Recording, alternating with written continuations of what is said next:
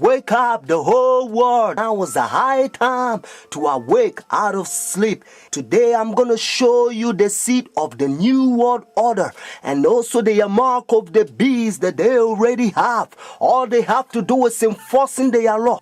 The whole thing is tied with religion. That's why Revelation chapter 13 verse 17, the Bible says no one can buy or sell. Notice. It's a great honor for me. Thank you so much. Friends, I'm going to give you a little history and then I will tell you the power behind the scene, the new world order. Constantine was the one who united the church and stayed together. Notice, during dark ages, pagan Rome, when he marched them to Tiber River, they said they was baptized. So when they came to the church, they was idol statue worshippers. So when they brought their statues in Roman Catholic Church, they start naming them Christian name, Jupiter and all this thing. They call them Peter and Rosary and all this paganism that they brought to Roman Catholic Church.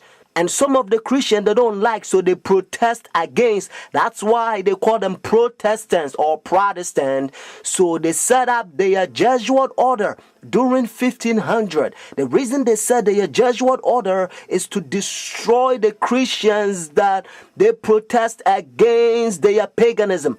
They also infiltrate the state to control the whole world. They created Masons and now they got Skull and Bones, the Illuminatis, all them secret societies, friends.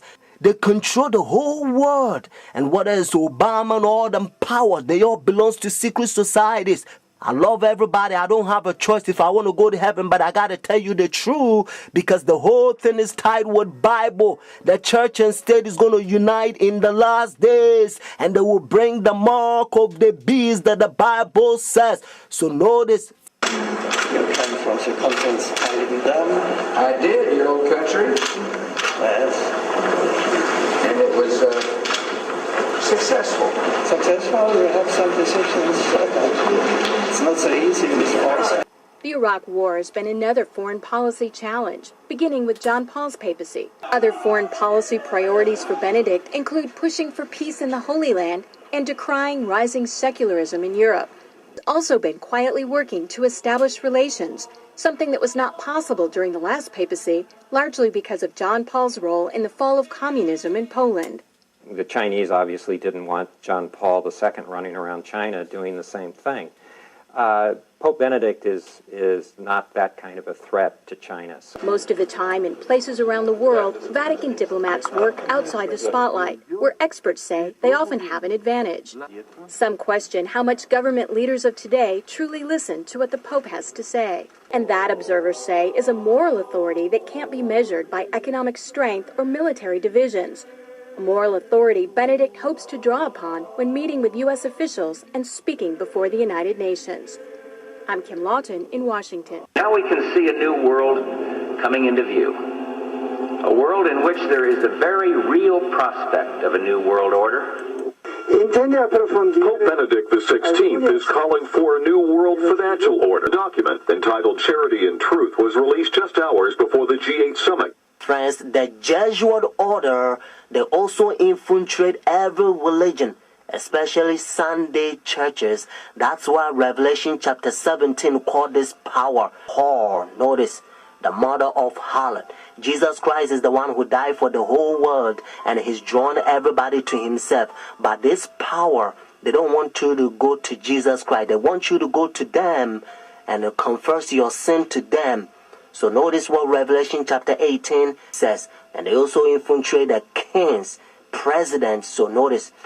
And he cried mightily with a strong voice, saying, Babylon the great is fallen and is fallen, and is become the habitation of devils, and the whore of every foul spirit, and the cage of every unclean and hateful bird.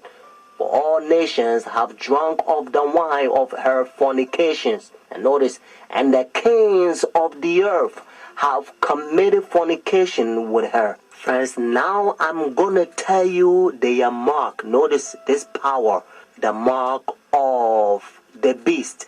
Because notice, if the Bible says the mark of the beast, means this power has a mark.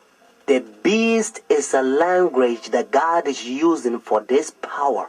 And they themselves, they says in their own book, the book of Catechism, the old version, notice, they says Sunday worship is their mark of authority. The new version, they don't use the word authority, but at least, thank God, they still admit it. Even the new version of Catechism, they still says they changed the Sabbath from Saturday to Sunday. Friends, the mark of the beast is not worldly speculations that sometimes you hear. Some people says, well, it's computer chip, but unfortunately you don't find in the Bible. And some people says, it's 666. But according to Revelation 13 verse 18, actually 666 help you to find the beast. What I mean is to identify the beast. But the Bible says the mark. The reason why I repeat and I kind of stretch it because I don't want you to miss it. It's a deception. Notice the mark of the beast. It's clear. It means the power, the beast has a mark to change the Sabbath from Saturday to Sunday. But unfortunately, Sunday churches, they adopt sun worship day for so many years. They don't want to get rid of it. But actually, it's a pagan sun worship day, Sunday worship. Look, even the spellings, you'll find out. Matter of fact, if you look at your calendar, Sunday is always begin as the first day of the week. Unfortunately, they will skip, and some people, they don't know, they will count Monday as the first day of the week, because according to Revelation chapter 12 verse 9, the devil would deceive the whole world. So it's a deception. So a lot of people, the devil, he's in the process blinding the people, including the Christendom. Friends, if you go to church Sunday, notice the first day church, now you don't have the mark of the beast according to Revelation 14 and 13 unless the law is enforced. That's why now you hear different country, they try to forcing the people to not sell or do anything on Sunday because they try to enforce the law. But according to Bible, notice United States is the one who's going to cause the whole world to worship the beast. Their sun worship day means Sunday worship according to Revelation 13. So whenever United States enforce the law, then every country also going to enforce because they control the whole world. Every president on the Roman Catholic Church. Friends, Saturday is always the Sabbath, the seventh day of the week. Notice, and again, it's always Saturday. And that's why the Bible says the seventh day is the Sabbath. Jewish nation, even though I'm not Jewish, they still keep the Sabbath Saturday. And also encyclopedia, you will find it even different language. If you speak Spanish, Sábado means Saturday. You can also find in the Bible, according to Genesis chapter 2, verse 2 to 3, you're going to find out that God created heaven and the earth 6 days, and the seventh day he rested, and that seventh day it's Saturday. And then Jesus Christ, remember, when Adam and Eve they sinned, Jesus Christ came to redeem our soul, and he finished his work 6 days, Friday afternoon. Remember, that's why they call it Easter Friday or Good Friday. It says it is finished Friday, and then he rested Saturday, just like he rested Genesis chapter 2 verses 1 to 3. And Sunday, the early day in the morning, you will find in the book of Luke chapter 24 verses 1 to 3. You will also find in Luke chapter 23 verses 50 to 56. The seventh day is always Saturday until Constantine 321. He changed it from Saturday to his own pagan sun creation worship day. The devil behind the scene. You are about to see the power God is going to fill us with his outpouring, just like he did it for the first century, the apostle church. And then we're going to go forward and preach the loud cry. The third angel's message, we're going to protest against their pagan sun worship day, means their Sunday worship.